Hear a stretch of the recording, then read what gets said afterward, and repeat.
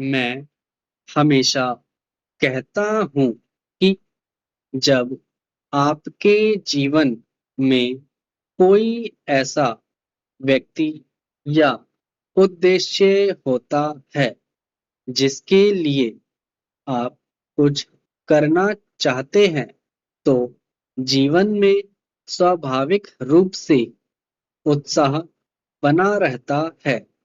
तब हर दिन जीने का एक कारण होता है और मन अधिक प्रसन्न रहता है।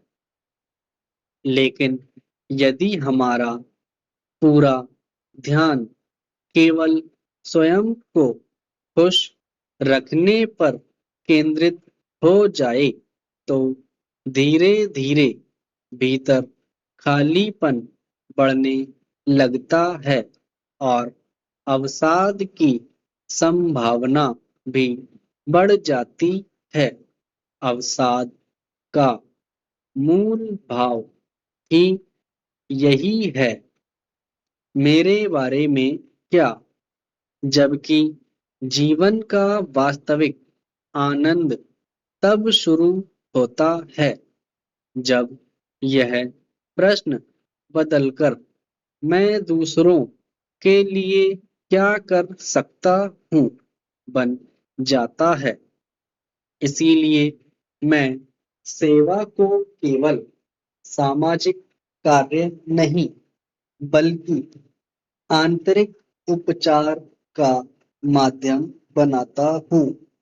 जब व्यक्ति किसी जरूरतमंद के लिए कुछ करने का संकल्प लेता है, तो उसका ध्यान अपनी सीमित समस्याओं से हटकर एक बड़े उद्देश्य की ओर चला जाता है।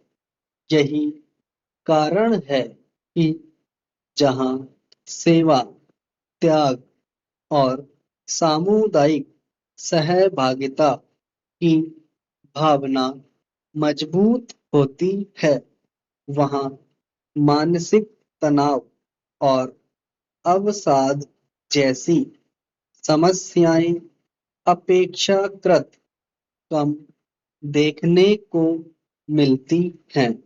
मेरे अनुसार अवसाद केवल मानसिक स्थिति नहीं, बल्कि जीवन को सीमित दृष्टि से देखने का परिणाम भी है। जब व्यक्ति को लगता है कि जीवन में कोई उद्देश्य नहीं रहा, तब निराशा उसे घेरने लगती है। वहीं अब हमारी प्राण शक्ति बढ़ती है, तो वही जीवन उत्साह, आनंद और नई संभावनाओं से भर उठता है।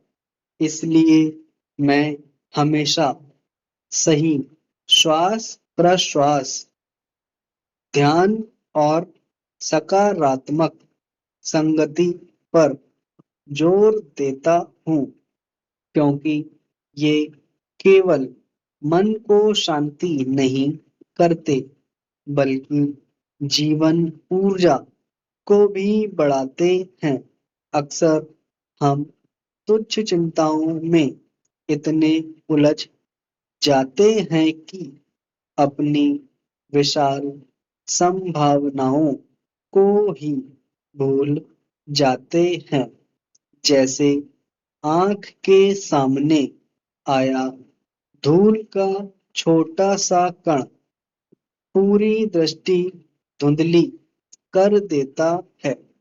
उसी प्रकार छोटी चिंताएं हमारे चेतना को सीमित कर देती हैं, लेकिन जैसे ही सोच व्यापक होती है, वही समस्याएं अवसर के रूप में दिखाई देने लगती हैं।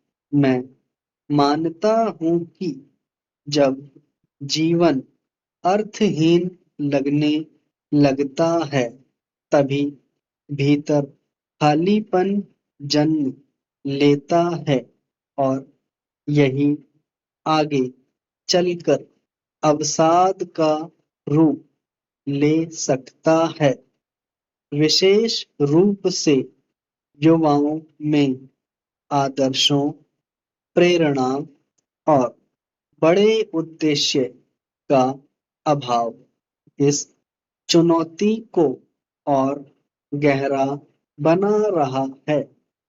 इसलिए आध्यात्मिकता जीवन का महत्वपूर्ण आधार है।